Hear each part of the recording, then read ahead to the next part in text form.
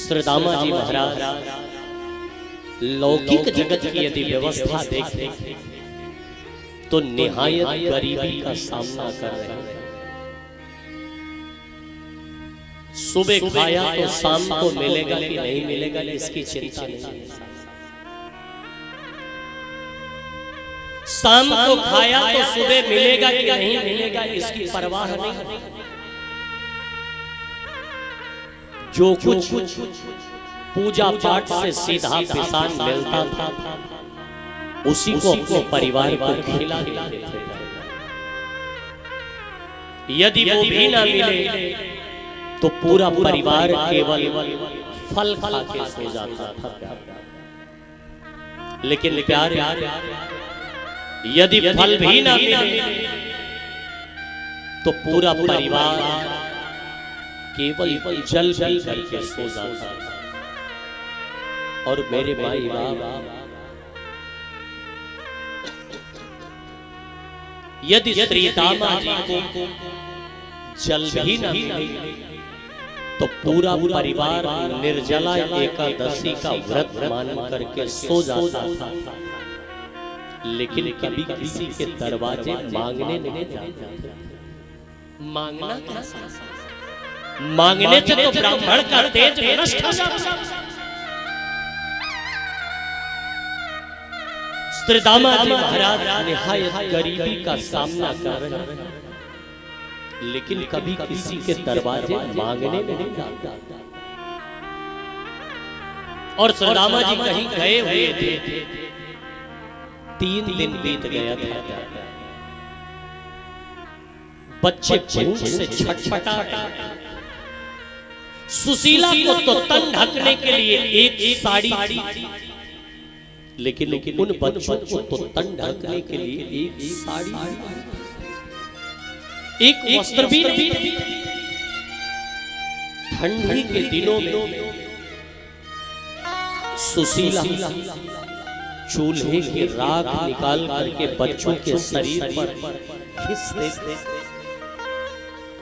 और उसी राख के सहारे बच्चे पूरी रात बिताते।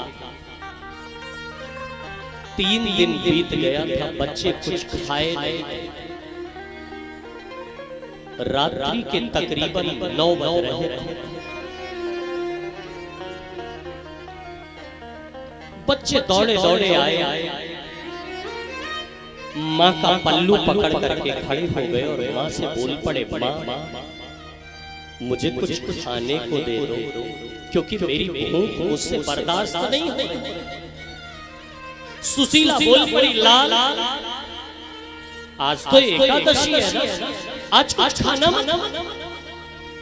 बच्चे रोते रोते बोले, माँ कल भी तो तूने एकादशी ही बताई थी, परसों भी तो तूने मुझे यही कह के सुला दिया था कि आज एकादशी। ए माँ, एक महीने में कितनी एकादशी होती है? लेकिन ऐ माँ, यदि आज एकादशी भी है तो अब तेरे बच्चों से भूखा नहीं रहा जाता। माँ मुझे कुछ खाने को दे, कुछ दे दो।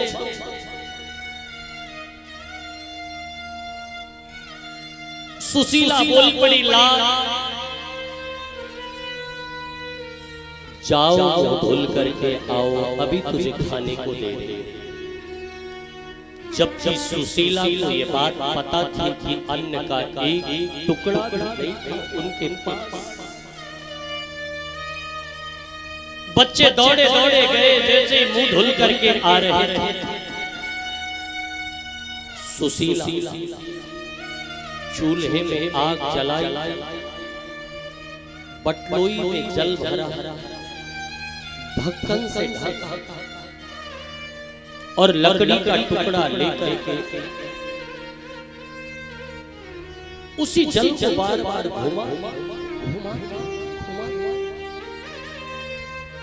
बच्चे दौड़े दौड़े आए और माँ से बोल पड़े, माँ क्या पका रहे हो? सुशीला बोल पड़ी, लाल तेरे लिए चावल पका रहा है। चावल? कितनी देर लगेगी माँ? माँ बोल पड़ी, बेटा बस 5 मिनट। और 5-7 मिनट बीत। बच्चे फिर बोल पड़े, माँ अब कितनी देर लगेगी? माँ फिर बोल पड़ी, बेटा 5 मिनट। जितनी बार बच्चे पूछते, माँ बस यही कहती, 5 minute 5 minute 5 minute 5 minute 5 minute इंतजार करते करते बच्चे उसी चूल्हे के सामने सो गए। सुशीला पूरी रात आंखों से आंसू बहाती हुई पूरी रात बिताती। प्रातः काल जैसे बच्चे जगे, बच्चे दौड़े दौड़े आए, माँ का पल्लू पकड़ करके खड़े और बोल पड़े, माँ जो चावल शाम को तूने पकाया था वो तो अभी होगा, दे दो मुझे खाने को, क्योंकि अभी भी मेरी भूख मिटी नहीं है। सुशीला न रोक पाई अपने आंसुओं को और बोल पड़ी, लाल वो चावल तो शाम को मैं खा गया।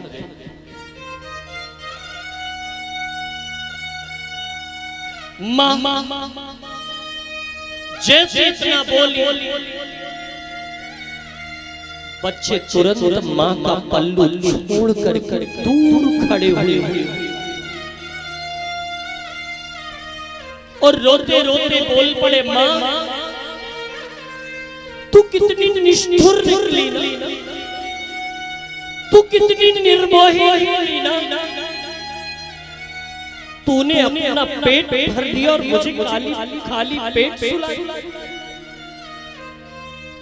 आज तक तो मैंने यही सुना था कि पुत्र भले ही कुपुत्र हो जाए लेकिन माता कभी कुमाता नहीं।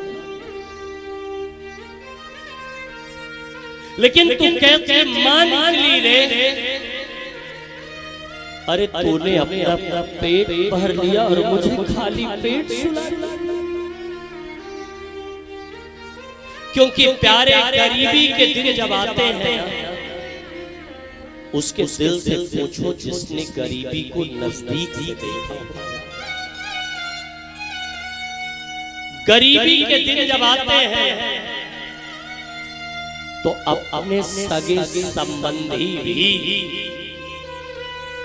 दूर से देखते चौराहे से रास्ता बदल देते हैं।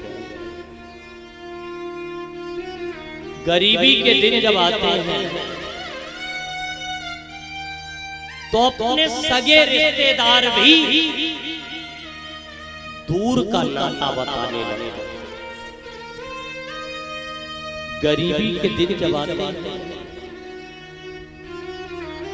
अरे सगे संबंधी रिश्तेदार नातेदारों की बात जाने दो प्यारे। कहीं कहीं तो हमने देखा कि गरीबी के दिन जब आते हैं ना तो अपने सगी खुशी का भाई को बांट करके अलग कर देता है। मानो ये कहते हुए कि मैं कब तक तेरा भार ढोऊंगा। भाई को भार लगने लगता है।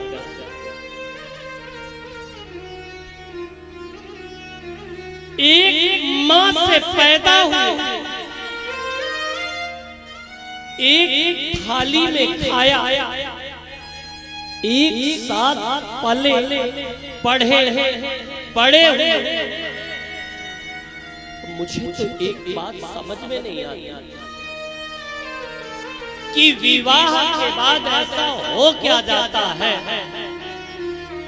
कि भाई से बात करना पसंद कर पाता है।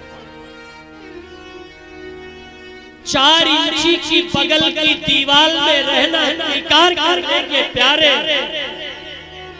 लेकिन एक भाई से बात करना पसंद नहीं करता।